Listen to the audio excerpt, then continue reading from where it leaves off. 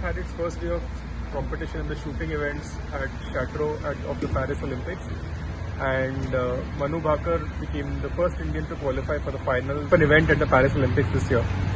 And it's a very significant event for Manu because she competed last time in Tokyo, and she didn't make the final of an individual event. She made the final of the team event with Saurabh Chaudhary, but she never made the final of an individual event. And here she made the final quite comfortably. She reached the final in third place. She scored a total of 580 points, and she was always within the top 5. She was in top 5, top 6. She was never in a state where it was like touch and go for her to qualify.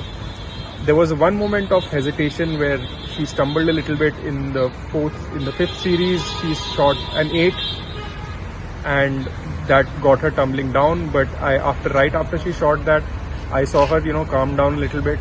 The next shot, she shot a 10. She held the pose, brought down her gun very slowly, and then carried on right after that.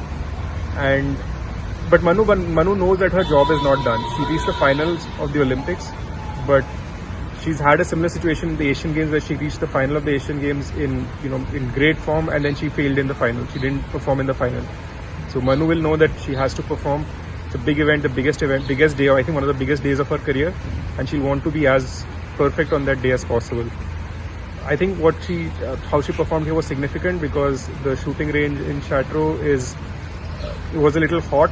The AC wasn't working the way it should have been. A lot of coaches have said that it was a little sweaty, so that makes your grip a little bit difficult.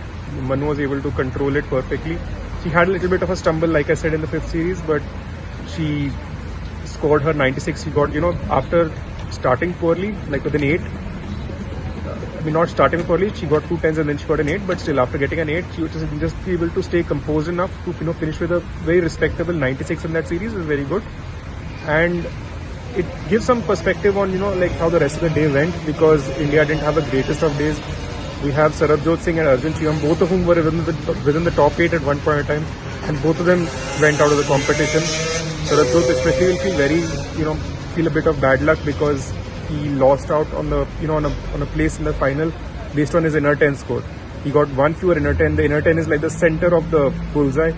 It's even smaller than the 10 circle ring, and no one really aims for it. That's sort of something you get by luck, and he just didn't have a lot of luck for that. But he would still feel that he should have made the final. I think it's going to be a bit of regret for him, and as Indians we can just hope that Sarabjot will be able to overcome it when he's focusing on the mixed team event coming forward.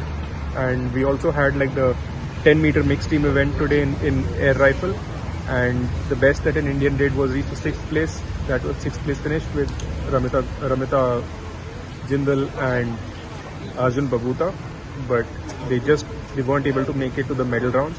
But we still have something to be happy about because Manu Bhaker made her first final of the Olympics in an individual category, and India got its first finalist at the Paris 2024 Games.